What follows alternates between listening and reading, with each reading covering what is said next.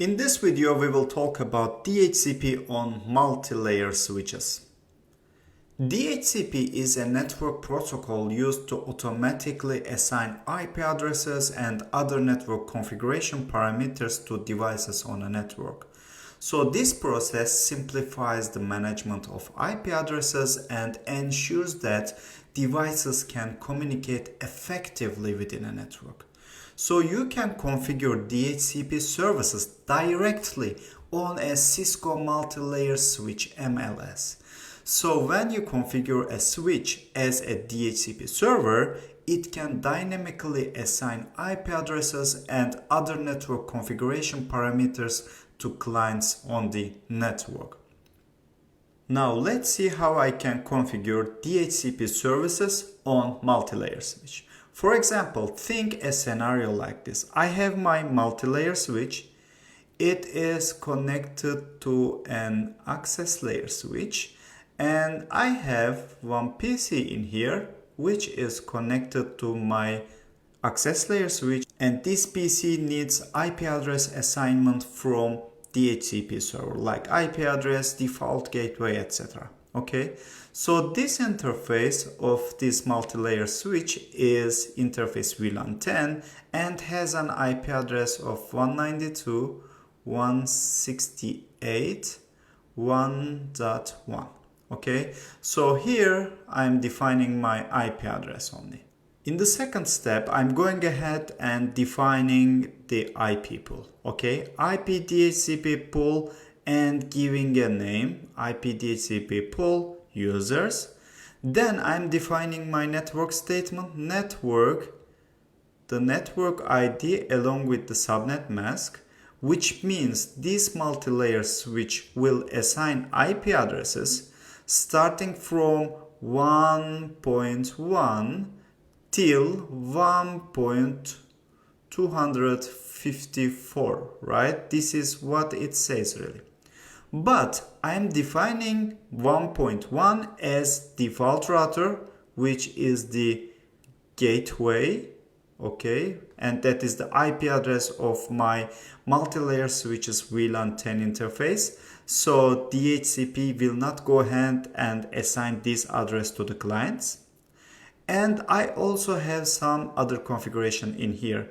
This is the excluded address range. So IP DHCP excluded address 1.2 and 1.5, which means the addresses between 1.2 and 1.5 will be excluded from the DHCP pool.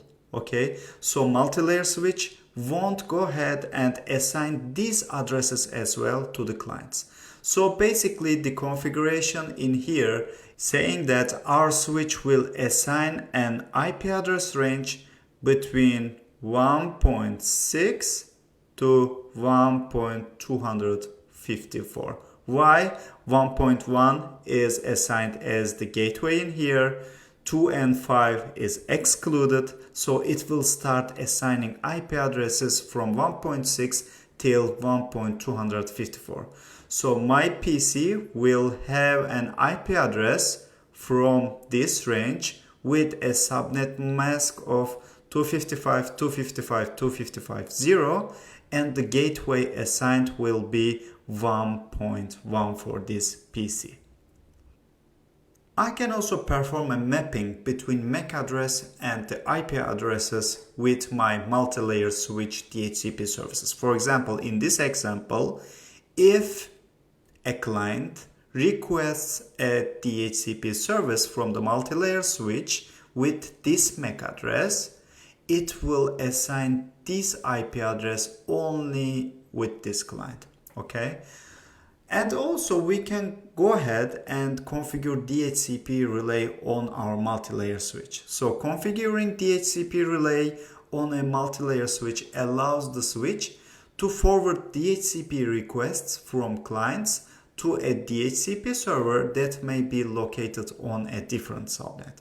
Okay, so think a scenario like this. I have my multi-layer switch, I have my access layer switch, and I have my PC connected to here. But this time, this multi-layer switch will only just route the traffic to another DHCP server. Okay, so the client will request some DHCP services, multi-layer switch won't be able to provide it, but it will go ahead and forward this request to a valid DHCP server. So this is how I'm defining it. In again interface mode, I have my IP address assigned, and the command for relay is IP helper address.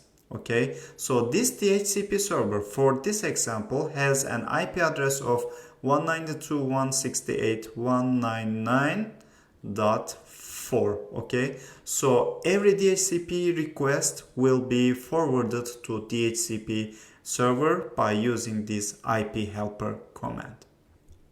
I can also configure some DHCP options on my multi-layer switch. So configuring these options on multi-layer switch allows you to provide additional configuration information to DHCP clients beyond the standard IP address.